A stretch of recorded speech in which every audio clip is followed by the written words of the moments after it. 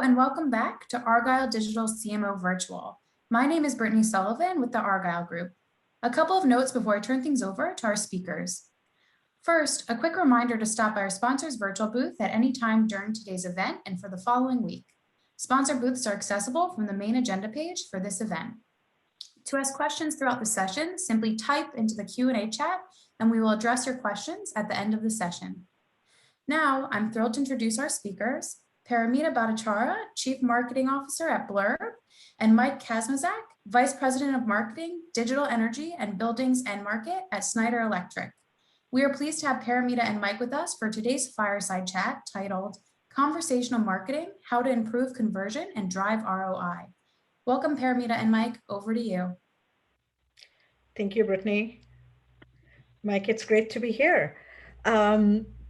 Why don't, Mike, we start with you introduce yourself, and then I'll introduce myself as well and give a little background and context. Perfect. So I'm happy to also be here with you, Paramita, and thanks for the introduction, Brittany. So a quick introduction, I lead the global marketing organization for the digital energy division of Schneider Electric, and that focuses on the buildings and market.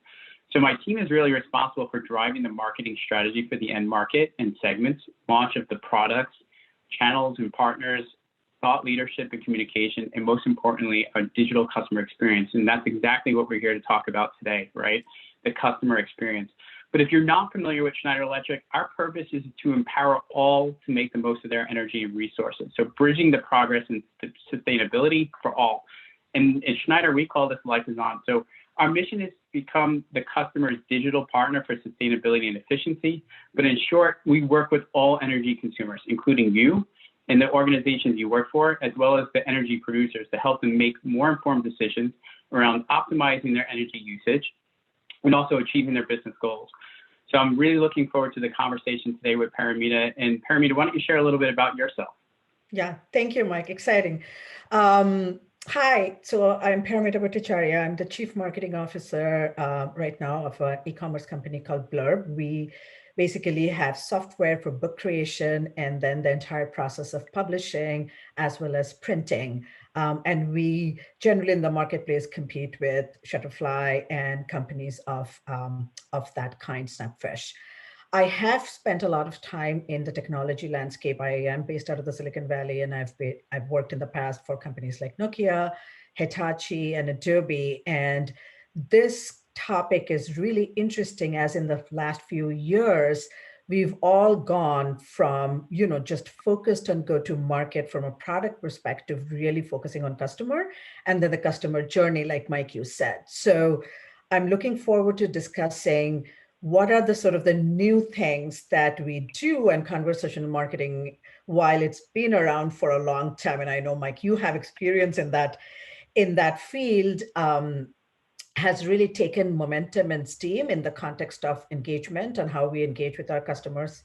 And for us at Blurb, our customer audience base is really divided 50-50 between consumers and what we call professionals, who are sort of individuals that are delivering projects and initiatives for professional purposes. So we are mostly on the consumer side, and obviously have a significant reliance on digital acquisition, customer retention, customer loyalty. And I run marketing, communications, and the customer support and delivery system. So this is a topic that's sort of spanning, all functions of the different teams that I lead. That's great, Paramita. And I think that the interesting thing here is that to really get the angle from the B2C and B2B side. So I think between the two of us today in our chat, we can really cover both sides. And you're absolutely right about that one piece there, that it takes an army to really get this going. It's not something that we can just do as marketers, but making sure that we have the sales team, the CCC, and the right business process to really make sure that conversational marketing is meaningful for what we're doing to grow the business and also build that customer experience. Yeah.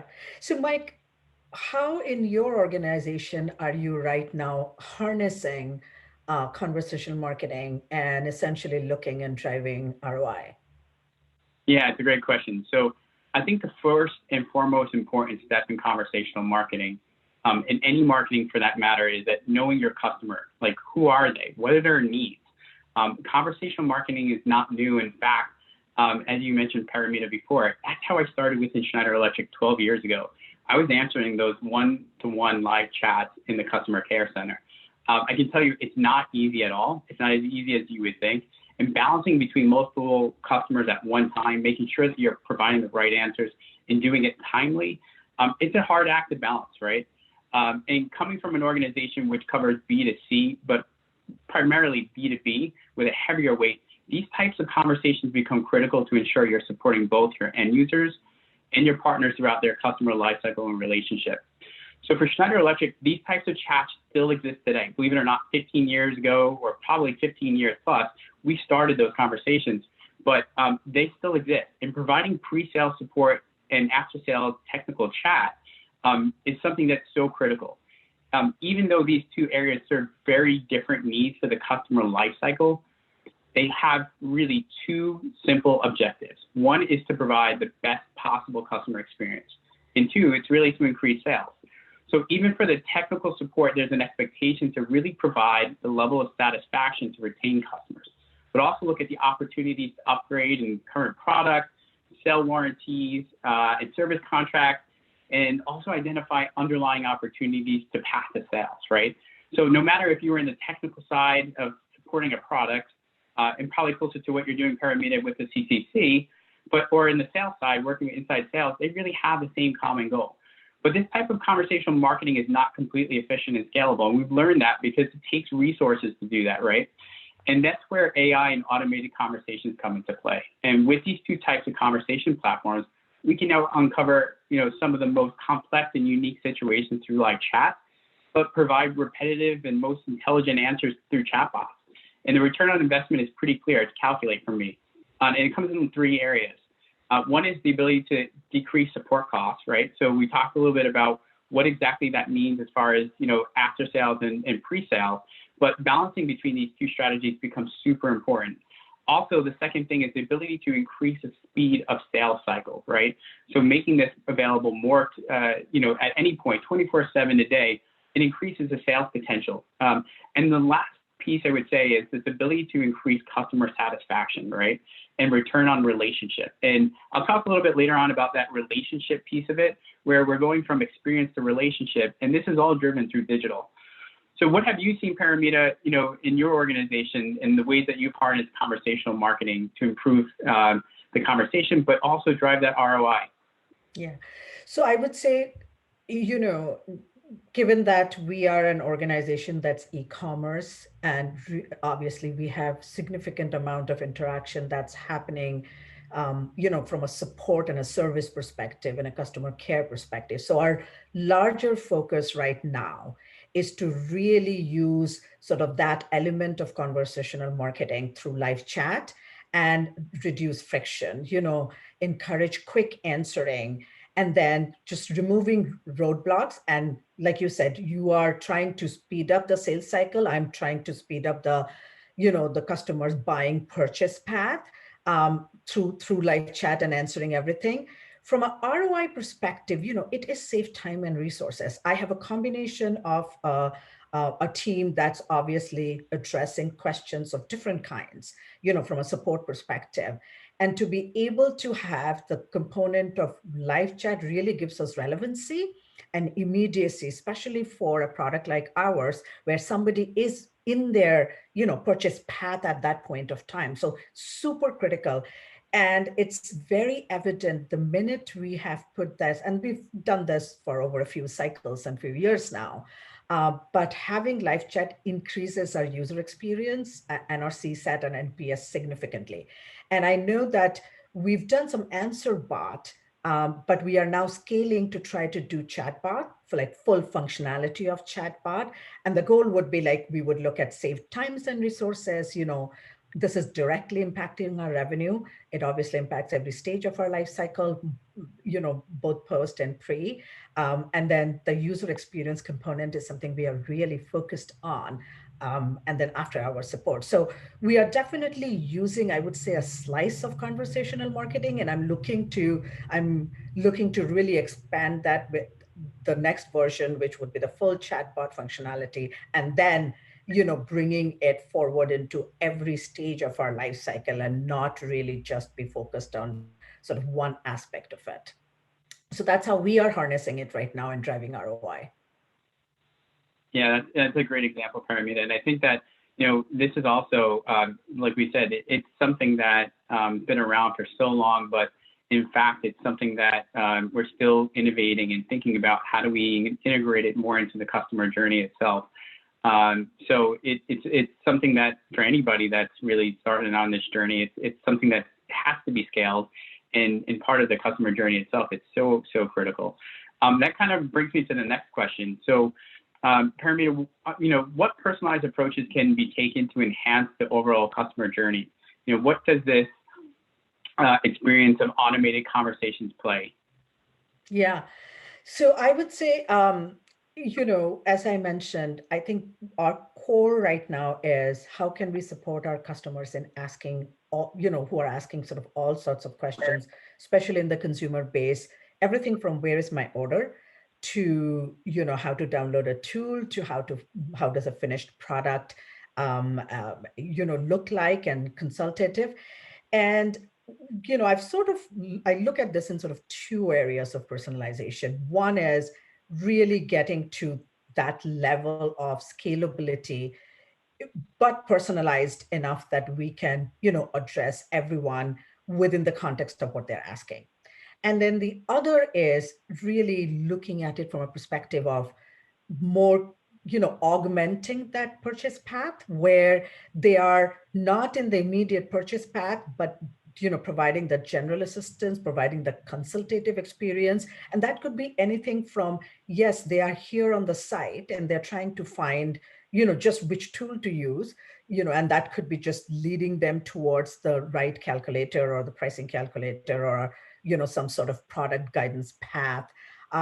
And then the other thing is, really allowing for this data to start to get integrated into the system, into our customer data tables and into our backend CRM, where we can then start to feed that back in, and then allow for the personalization to take place, which we haven't done that. We haven't done that data unification yet completely.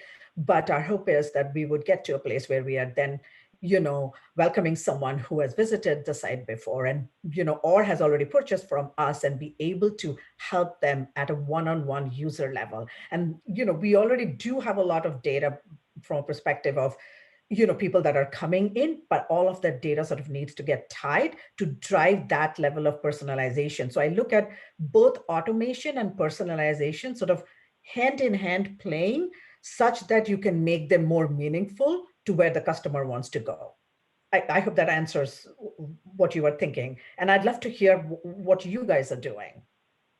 Yeah, so it's a great point. So I think you've touched on a lot of the things that, are so critical to this area. And I think that, one of the big things to keep in mind is that in the past 15 years, we've seen a huge change in buying behaviors, right? And, the zone of e-commerce becoming so dominant, right? And today, everyone buys on demand in real time, right? No one likes to wait. And they want their questions answered and their needs met right now. And as marketers, I think that what you're hinting at is we need to pivot our customer experience to align closer to the expectations. But the idea of this customer conversation has also kind of really morphed over the last couple of years, right? Customers want to interact with brands in a personal way, but now it's not necessarily through a person, right?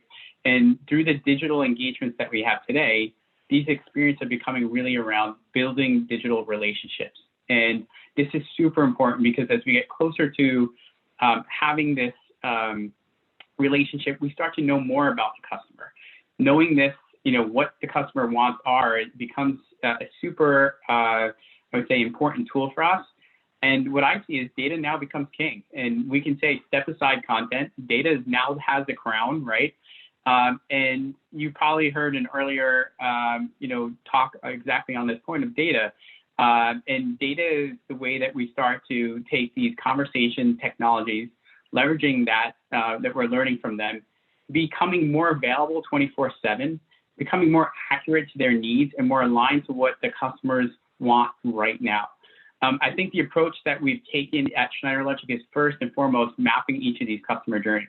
And it might seem like a simple task, but it's often neglected or forgotten when we implement new technologies. The technology becomes the center focus and the implementation becomes the success factor.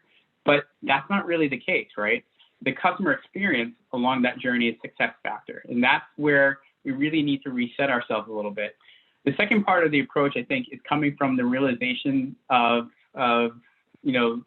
conversation marketing is not going to solve all the problems customers and the business needs have, right? An integrated journey is still super critical, and having that conversational marketing as a touch point becomes even more important. And this to me is where automated chat can help in the most cases to be available when the customer has a need, but it's not necessarily going to help you be ready. And that readiness factor is another piece which is super important. And the readiness part remains as one of the most critical elements of deploying these chat services or chat bots or even just live chat. I'll give you a recent example where I was looking to upgrade my account level for a social media platform, which I won't mention. And what happened is I reached out to them to get the larger license structure, which was much more costly. And it was huge for them as a business opportunity. The only way to contact them was through chat. And there was no phone number, there was no line to sales. And after chatting with them numerous times a day and never hearing back from a sales manager, which was actually required for the license upgrade, I gave up. And that, as last week, changed my social platform to a competitor. So it just shows you the readiness and the ability to address the needs and experience wasn't met, but it also is dependent on their readiness, right? And this is why readiness is so important to have as part of your customer experience. You have to be ready to expect what's going to come when you make yourself available 24/7. Yeah, it's an interesting point, Mike, because hearing you that, and I'm thinking, well, what does it then mean for? Obviously, we are all looking to engage our customers easily and cost effectively and more meaningfully. Like at the heart of this is, the idea of conversational marketing is really to engage, inform, sort of get to understand who they are and be able to share with them, what they need and fulfill that in various forms, right? But what does it do for relationship building? In our case, for example, our customers are not necessarily just engaging us through our site, right? They are on our social platforms. They are, you were talking about a social platform, but you would have been engaged with them when you were doing your first license, and you would have looked at them, you would have done some discovery around them. And so, for us, I think that's a key component is what are the different, we have 6 to 7 channels that are part of our marketing engine. And that means we have to be careful about, where we are putting live chat, where is automated, chatbots likely to play, what answer and mining of information that it gives, such that in a one-to-one situation, if you as a customer come into my site, if we didn't know that you've already been commenting on something on our social platform, or we've already interacted with you, then that opportunity is lost. And so it's really important for us, especially because a lot of our business is customer retention. We have significant revenue coming from retention as well as, expanded orders and repeat purchases. And we are really careful as we are thinking about the longer term engagement, with customers on multiple channels and the use of conversational marketing techniques in terms of how to get it right and how to do it right. I'd love to hear if you're thinking about any specific new initiatives at your end, even though I know you're essentially doing it for B2B, but you do have an end customer in mind as well who's getting influence. But that to me is also something, where we have to put some guardrails about how to use conversational marketing, across the board. Yeah, I totally agree, and it's a good point, Paramita. I think that the B2B aspect of this makes this a little bit more unique and also a little bit more challenging, right? And taking into all the things that you just talked about, thinking about kind of some of the key initiatives that we're taking, to help better the experience and to build those relationships. One that comes to mind is basically creating a seamless experience for our customers and partners alike. And what this means is that when a customer now comes to our website, they'll deliver the most relevant content to them in their profile. And you're probably going to ask, what does that have to do with like conversational marketing? But it has a lot to do with it, right?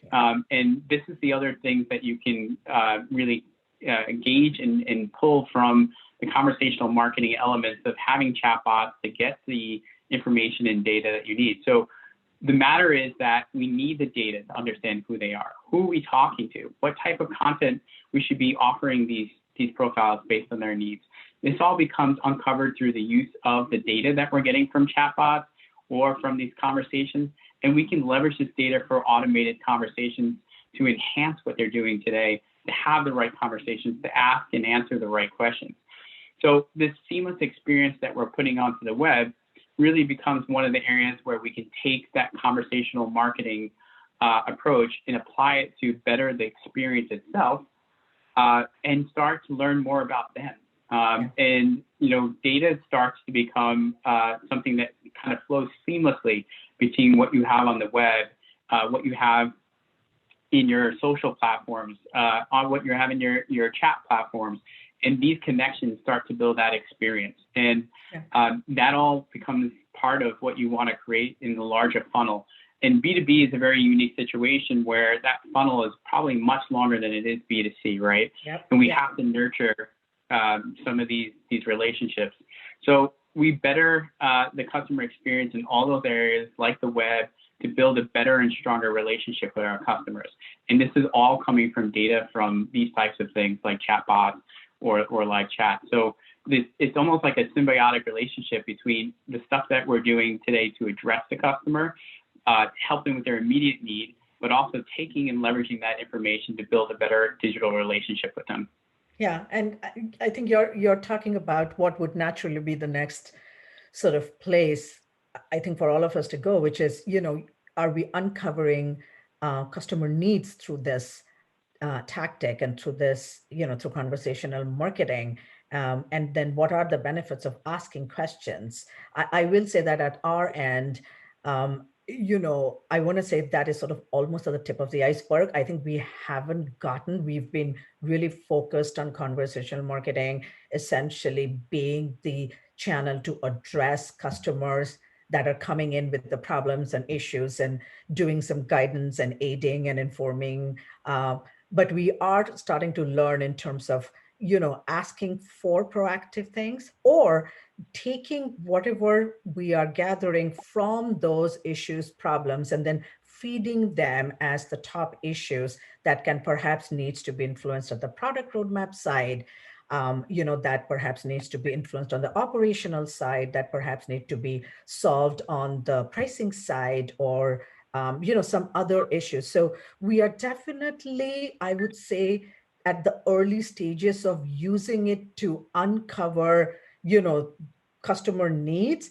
But I think I would love to see, you know, and I certainly see benefits of asking questions, which is real time, you know, where we are likely to probably get more answers, and we're probably likely to have a better engagement, even though, you know, we are of course doing customer research, we are doing consumer insights and all of the other things. But I almost look at this as another way of insights-led, you know, information that then contributes to the go-to-market, contributes to the product roadmap, contributes to all of the other initiatives that are running. How about you guys? Like, I know you just talked about like integrating the data, but are you doing proactive, specific uncovering? Yeah, and it's a good point. And it's something too, I would say that, you know, in Schneider, we're also still learning through all of this. This is quite new for us, even though we started with, I would say, the one-to-one chat. This is something that we're still learning to kind of take and scale out. But I think asking the right set of questions are not only going to uncover the immediate needs for the customer, but they're always going to unveil the opportunity that might be much larger. And so for me, this is what I would say sales 101, right?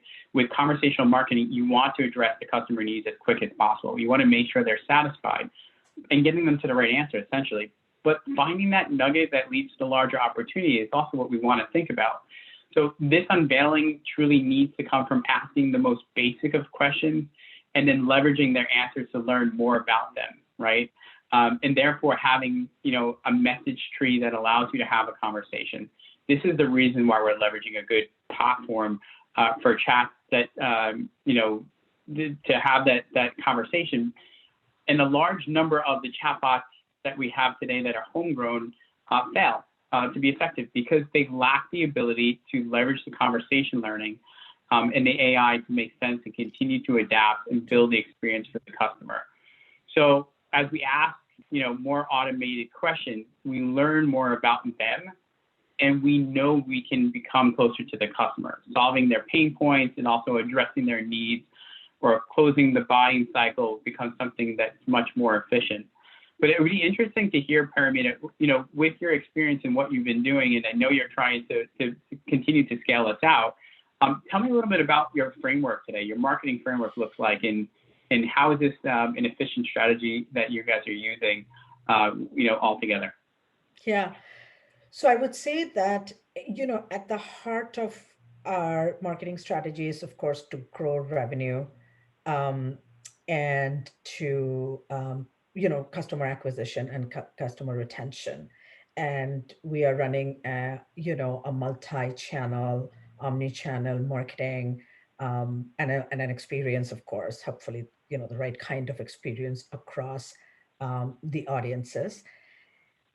To me, I think the life stages of different stages of the customer life cycle is the first place that I would want to integrate conversational marketing. So within the framework of, customer life cycle, how does it apply to the top of the funnel in the acquisition areas? How does it help us in the onboarding? We have a tool that people download, and as they are doing layouts, as they are doing, different kind of templates, as they are not designing, but, really reframing things and putting pictures in and things like that to create that book, what are the kind of aiding in tools? And so you definitely have tool tips and tool chats, but what can we apply, conversational marketing to really understand some of that onboarding and some of that bookmaking journey? So that, that's to me is sort of our middle of the funnel. And then, there's a whole sort of obviously transactional payment gateways integration that we would eventually start to look at from a framework perspective. And then, from a retention perspective, what would that mean if we were sort of trying to do personalized marketing? If if it was your anniversary, if it was, you had this book for a memory thing, and how can we engage with you? You probably want to hear from us in any of this format. So I am really looking to integrate conversational marketing sort of in different stages of the life cycle. And then part of me says, we just, for example, finished a customer survey. Obviously, those are some, bigger initiatives in terms of mining for analysis, consumer insights, third-party research. How do we, add conversational marketing to sort of get the shorter nuggets and then triangulate with those bigger customer surveys and research that we would do to see how that all comes together? So that's part of another aspect of the framework. And then the third aspect of the framework would be, I do have in our overall roadmap sort of two elements. One is a data unification and one is an automation element. And I think conversational marketing is like right there, sitting right in the middle of, working into the automation and the AI and the ML portion of it. And of course, the entire sort of that framework of, being able to unify all of that data in one place such that it can then help us really be more proactive than reactive.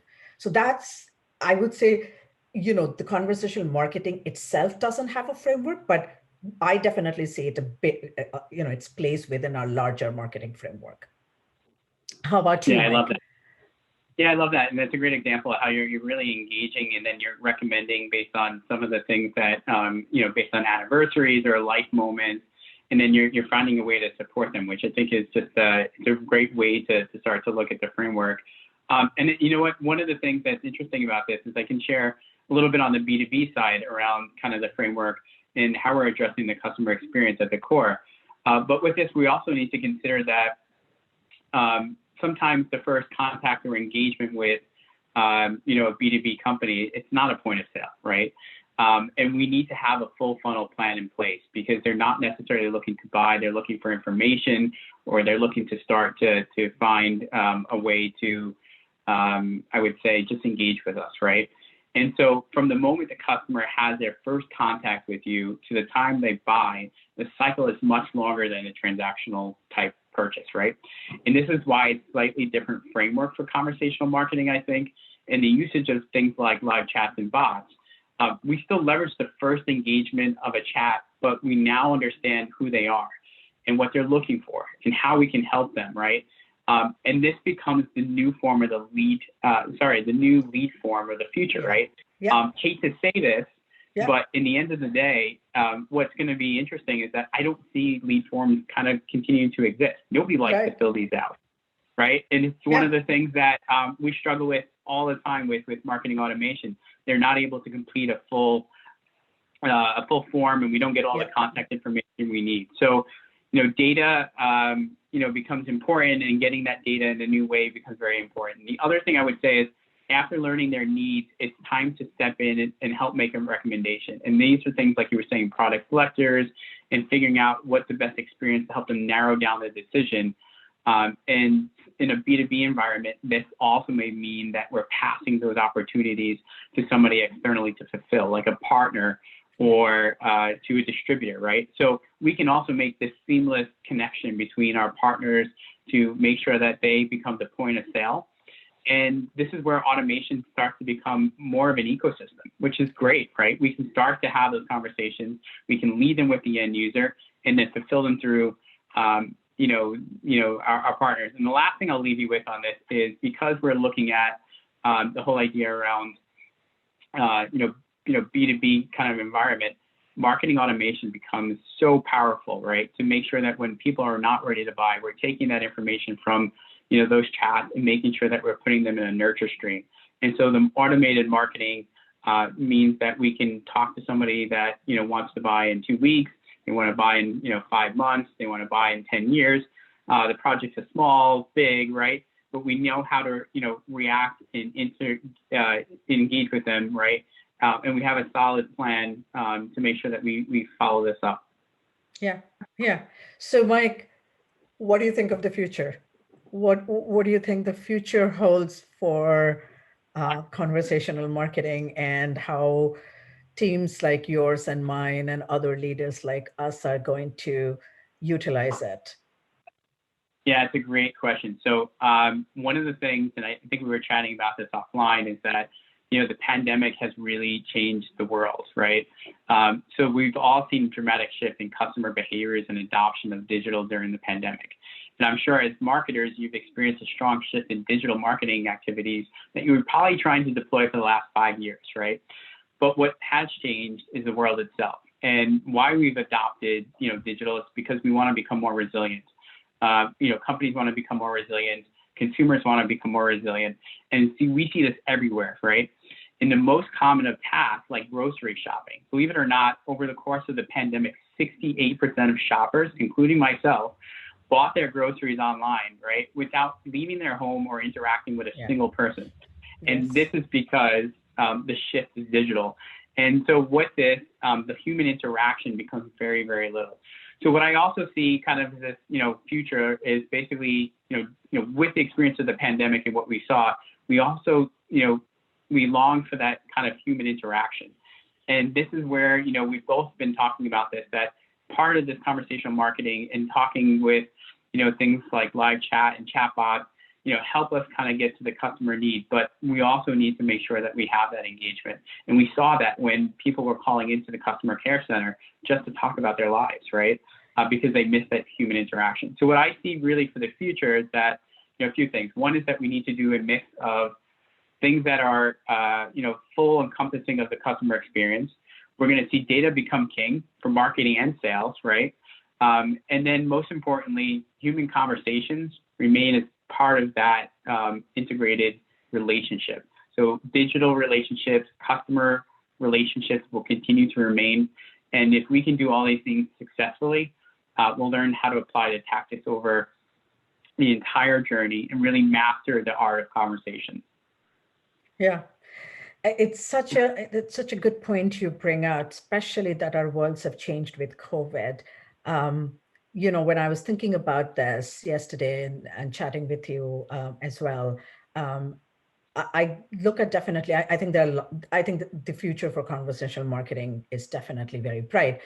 In general, I would say there are two things I'm looking at. One is what you mentioned, which is there is a heavy reliance on digital. And so to be timely, to be automated, and to be relevant is really important in either meeting their needs or helping them, where they are in their purchase journey and sort of augmenting their journey and speed to market and all of that.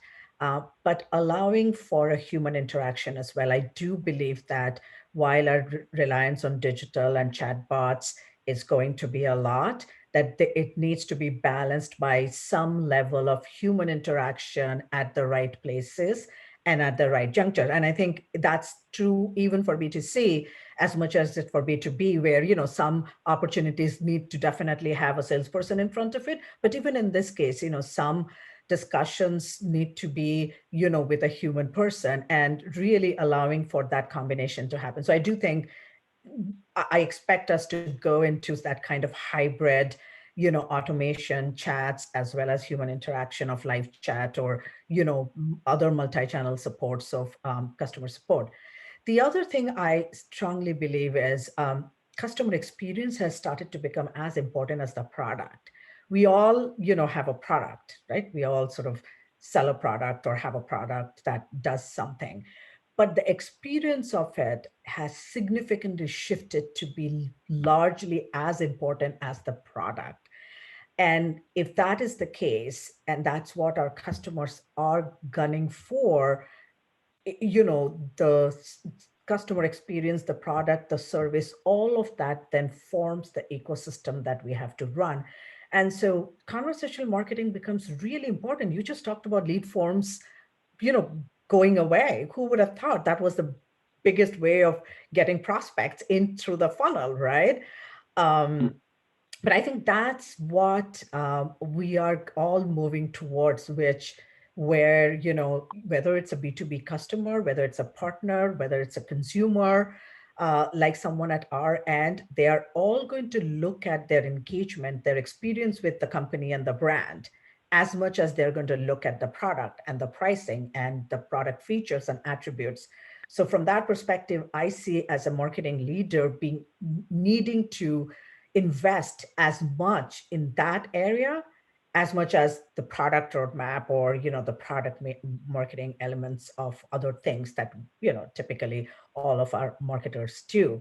That to me feels like it's not maybe a complete shift, but it's definitely an evolution of how our go-to-market will continuously evolve with something like conversational marketing and different tactics that that'll come out of it. Yeah, I couldn't agree more with you. And that's one of the things, as I shared before, the product itself, when I was looking at that social platform, was probably the best of the two, right? And in fact, I would have loved to have gone with that because there was more functionality, there was more ability to do things that I couldn't do, prior with the other social platforms that we used. And I was just looking to engage, right, with them to, upgrade, right? The experience itself became, quite bad, right? And that's what made me outweigh the experience that I had over the product, which I knew that product was way more, way superior than what was actually, my replacement for that. And I'm trying very hard not to mention names. So sorry, I'm struggling through this because I don't want to mention any product names. Course. But but that's a great example, and I agree with you. The experience itself becomes more important than the product, and the way that we engage with the brand now becomes personal, but personal more in this digital relationship. And so it's shifting very, I would say, very strongly in the last couple of months. because of COVID, but Yeah. I think this is a continuation that we'll see, to come. Awesome. I believe that would have been our last question, or last topic of discussion. Maybe we can turn it over to Brittany to see if there are questions in the chat, or if she wants to open our QA. Yeah, thank you both so much for a wonderful fireside chat. As a reminder to the audience, you can still submit questions now. We'll go ahead and review a couple that came through. The first question, what are the benefits of having automated conversations, and how can you measure if customers are satisfied with this method of communication? Mike, do you want to take that, or? I definitely, so I think that I can touch on it, but I think Paramita, you have way more experience in this with owning the customer care center. But I think one of the clearest of things that you can see with any type of automated chat is just the level of engagement they have with the chat itself, right? And you'll notice, and I've had the experience like this too, where if the chat's not set up well, they'll disengage very early. So it's the length of conversation that you see, and also what type of questions they're asking too, right? To engage with you as a brand. That kind of indicates their willingness to kind of engage with the chat itself. But I think this really ties closely to things like customer satisfaction, CSAT, and also just the net promoter scores. And I know, Paramita, you have much more experience in this area as you're leading, the customer care center at your remit. But what do you see as well in that area? Have you seen customer satisfaction increase or decrease? Yeah. No, it's actually it's a no-brainer. So there's a part of our chat center where, there are some very basic things. Where is my order? If shipping is delayed, there was a pricing glitch, or they received a product that did not meet their expectations, and, they are calling in. So there's a whole host of support related chat topics that come through, which, there's an email way of answering them, but actually doing it through live chat is the best possible way, because you are really then mitigating that. And remember, these customers are folks that are either already customers, are on the verge of, transacting. So definitely very, very high value.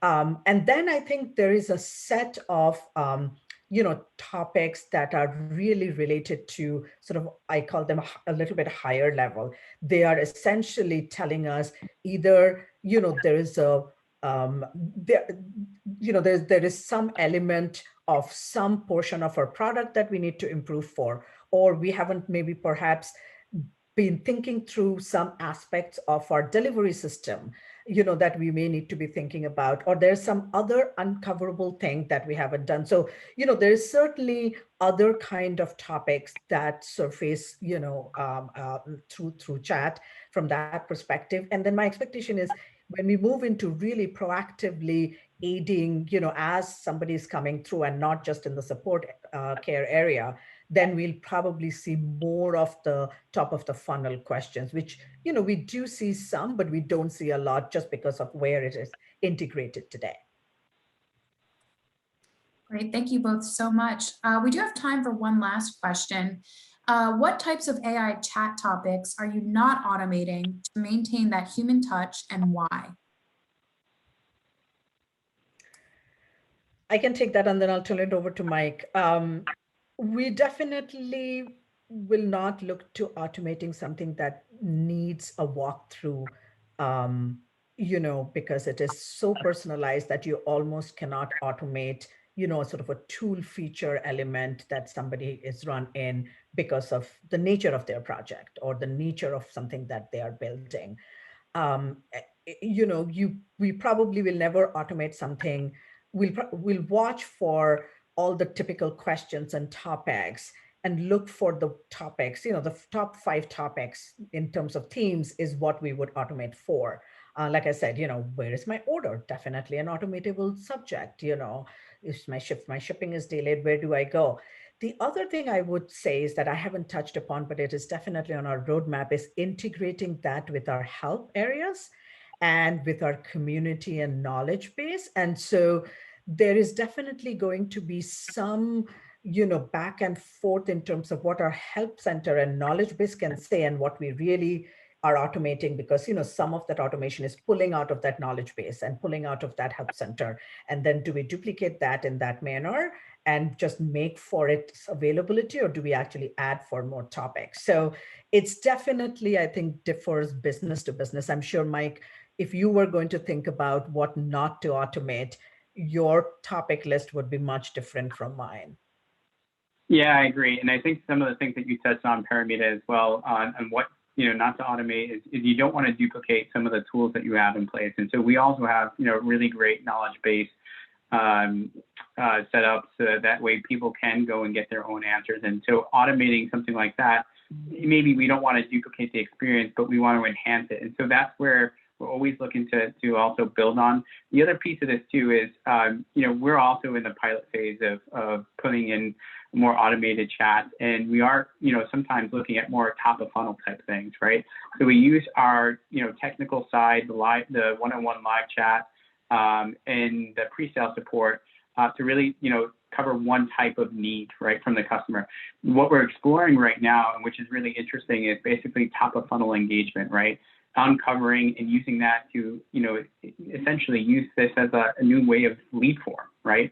And so we're strategically putting it in places where today we see there's high traffic, or we have areas where we know that people have questions and they are reaching out to us. And the predecessor to this was that button in the bottom of your website that said, contact sales, right? And so this is really replacing that button of contact sales, and it's getting that top of funnel, especially in the B2B world, right? So I think there's a mix of, the uses of it, but my suggestion is never to duplicate, the other tools and things that you're creating, like the selectors, configurators, knowledge bases, and then also just enhance the experience, right? And think about where are the areas today that we're not doing enough. And for B2B, that's sometimes making sure that we can capture those opportunities or help them at the top of the funnel. Great. Thank you both so much again for a wonderful session. And thank you everyone who joined us for this fantastic closing session. This session, along with all of today's content, will be available on demand following the event. We would like to thank CMO's virtual sponsor, Concentric, once again for their support and for making Argyle Digital CMO Virtual a success. Also, just a reminder to please take a moment to submit your feedback in our survey, as we take your feedback very seriously. So thank you again for joining us today and engaging in our content. We look forward to seeing you at the next Argyle event. Thank you, guys. Thank you. Thank you.